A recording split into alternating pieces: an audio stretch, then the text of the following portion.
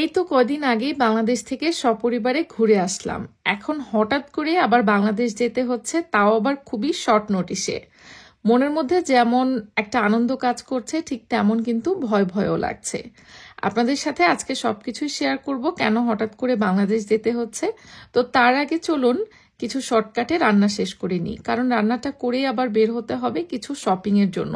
যেহেতু বাংলাদেশ যাওয়া হচ্ছে, অল্প টুকটাক কিছু কেনাকাটা তো আছেই, তাই না? তো আজকে আসলে বেশি কিছু রান্না বান্না করব না। সুইট ক্যাবেজ ভাজি করছি সামান্য একটু আলু দিয়ে, কারণ আমার বাসায় বাচ্চারা নর্মাল যে ক্যাবেজটা সেটার থেকে সুইট ক্যাবেজটা বেশি পছন্দ করে, এই জন্য এটাই ঘন ঘন কেনা হয়। আর আমাদেরও এটা খেতে খেতে এখন মজাই লাগে, যেহেতু বাচ্চাদের পছন্দ তাই বাবা মায়েরও সেটাই পছন্দ হয়ে গেছে। আর সুজনের কথা কি বলবো, আসলে ওর খাবার দাবারের ক্ষেত্রে তেমন একটা আছে না যে পুরুষ মানুষ হিসাবে একটু ভালো মন্দ খেতে দিতে হবে বা প্রতিবেলায় গরম গরম খাবার দিতে হবে, এমনটা ও কখনোই করে না। আলহামদুলিল্লাহ, ওই দিক থেকে আমি অনেক নিশ্চিন্ত। যেসব আপুদের হাজবেন্ড মানে ভাইয়ারা এরকম জ্বালাতনটা করে না, সেসব আপুরা আসলে অনেক শান্তিতে থাকে। তবে হ্যাঁ, অনেককে আমি দেখি যে প্রতিবেলায় গরম গরম খাবার না হলে পুরুষ মানুষের বিশেষ করে মানে খাইতে ইচ্ছা করে না বা পছন্দ করে না, সেজন্য অনেক বোনেদেরই কিন্তু বেশ কষ্ট করতে হয়। তো যাই হোক, সুইট ক্যাবেজের সাথে আমি আবার এখানে রং বেরঙের সাইজের বাটা মাছ এটা একটু ভাজি করে নিয়েছি, আর তেমন কিছুই আজকের জন্য করিনি। আর এই বাটা মাছগুলোও কিন্তু বাংলাদেশ থেকে কিছুদিন আগে ফ্রোজেন করে নিয়ে এসেছিলাম, যে সেগুলো।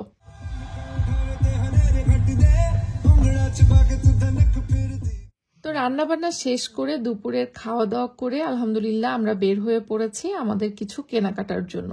উইকেন্ডের দিন, বাট তারপরে বাসায় আরাম করব না তো কেনাকাটা করতে বের হয়েছি। তবে আজকে কিন্তু বাংলাদেশে যাওয়ার জন্য যে কেনাকাটা হচ্ছে তা না, বেসিক্যালি বাংলাদেশে যাচ্ছে আপনাদের ভাইয়া একা। ও আচ্ছা, আপনাদেরকে তো বলা হয়নি, আপনাদের ভাইয়ার একটা জরুরি বিজনেসের কাজের জন্য হঠাৎ করেই তাকে বাংলাদেশ যেতে হচ্ছে, কারণ এই কাজের জন্য আসলে তাকে সশরীরেই উপস্থিত থাকতে হবে।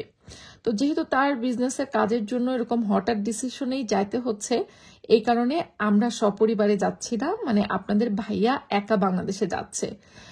আর যেহেতু আমি এবং দুইটা বাচ্চা আমরা থাকছি ইংল্যান্ডে এখানে, তো সেক্ষেত্রে যে কয়দিন আপনাদের ভাইয়া থাকবে না, বাংলাদেশে থাকবে, সে কয়দিনের জন্য আমাদের আসলে যতটুকু যা হালকা পাতলা বাজার দরকার সেসব বাজার পত্রগুলো আপনাদের ভাইয়া করে দিয়ে যাচ্ছে, যাতে বাচ্চাদেরকে নিয়ে আমার খুব বেশি কষ্ট না হয়। আর যেহেতু আমি আসলে ড্রাইভিং পারি না, আপনাদের ভাইয়ার উপরই আমি অনেকাংশে ডিপেন্ডেবল।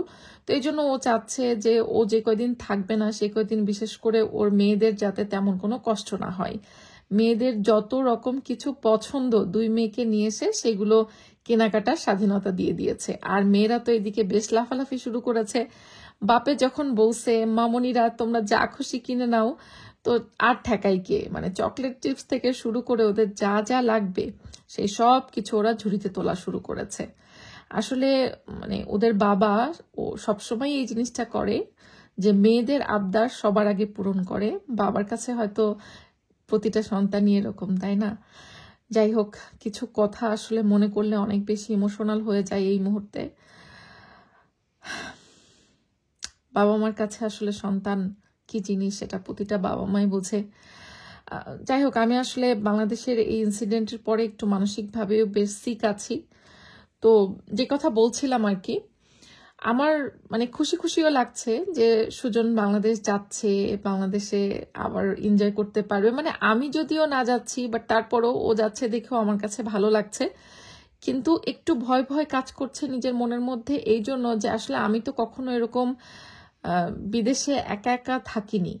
কারণ সুজনকে ছাড়া তো আমার আসলে কখনো এভাবে থাকা হয়নি জীবনে, এই প্রথম। মানে ইভেন বাংলাদেশেও কখনো আমি আসলে সুজনকে ছাড়া থাকিনি এতদিন। মানে বাংলাদেশে তো যাচ্ছে বেশ কয়েক দিনের জন্যই, তো আমাদের বিয়ের পর থেকেই ওকে ছাড়া আমার কখনো এভাবে থাকা হয়নি। এক রাত দুই রাতের জন্য হয়তো কোথাও গেছে এরকম থাকা হয়েছে, বাট এটা আরেকটু বেশি দিনের জন্যই হবে। তো সব মিলে আসলে বিদেশ বাড়িতে এরকম দুইটা বাচ্চা নিয়ে আমি থাকবো, এই জিনিসটা ফিল করে আমার কাছে একটু নার্ভাস লাগছে।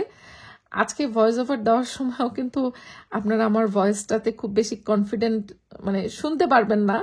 আমার কাছে মানে আমি কথা বলতে গিয়েও একটু মানে তোতলাচ্ছি, একটু আমি বুঝতে পারছি না যে আসলে আমি কি বলবো, কারণ হচ্ছে আমার সত্যি একটু ভয় হচ্ছে যে আমি 2 বাচ্চাকে নিয়ে একা থাকতে পারবো কিনা। সবকিছু ম্যানেজ করতে পারবো আমি জানি আল্লাহর রহমতে, আমি অতটুকু নিজের উপর কনফিডেন্ট, বাট আছে না যে একা থাকাটা একটু ভয় ভয় লাগে। হ্যাঁ, 2টা ছোট বাচ্চা থাকবে আমার সাথে, বাট ওরা থাকলেও আমার কাছে ফিল হচ্ছে আমি তো একাই থাকবো।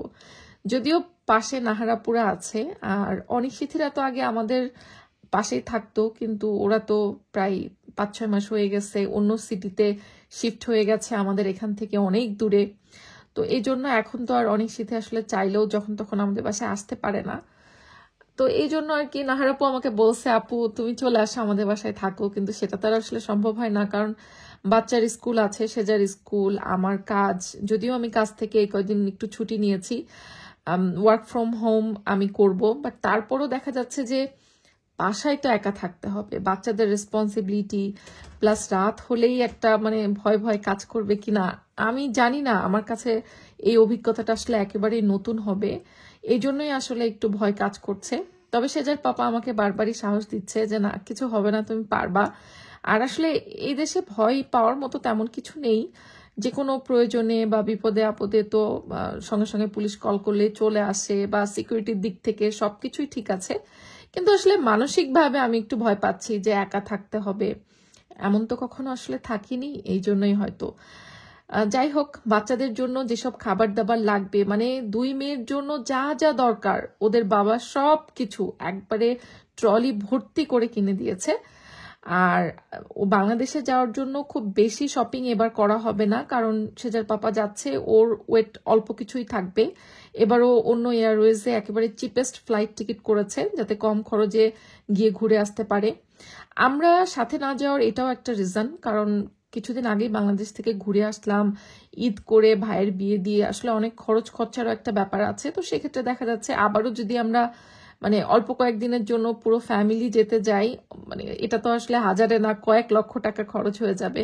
তো সব দিকটাই আসলে চিন্তা করতে হয়। তো এই জন্য যেহেতু আমাদের ছুটিও নেই, সেজার পাপার একার কাজ, এই জন্য ও একাই যাচ্ছে। তো যাই হোক, আমাদের এখান থেকে কিছু বাজার সদাই হয়ে গেল, মানে যা যা মেয়েদের লাগতে পারে তার বাবা সবকিছুই কিনে দিয়ে যাচ্ছে, সংসারের টুকিটাকি সবকিছু। তবে আমাদের আসলে এক দোকান থেকে সবকিছু কেনা হয়নি, এই জন্য আমরা আরেকটা শপে গিয়েছিলাম, সেখান থেকে আরো কিছু জিনিস নিয়ে নিলাম। আর এবার বাংলাদেশের জন্য যেসব শপিং গুলো করবো, আমাদের প্ল্যান আছে, উইকেন্ডের দিন আছে আগামীকালটাতে আমরা অল্প কিছু মানে চকলেটস বা আমার ভাইয়ের বোর জন্য, দেবরের জন্য, আমার ভাসুরের মেয়ের জন্য, ওদের জন্য হালকা পাতলা কিছু জিনিস আমি কিনে পাঠিয়ে দিব, ব্যাস আপনাদের ভাইয়া চলে যাবে বাংলাদেশে।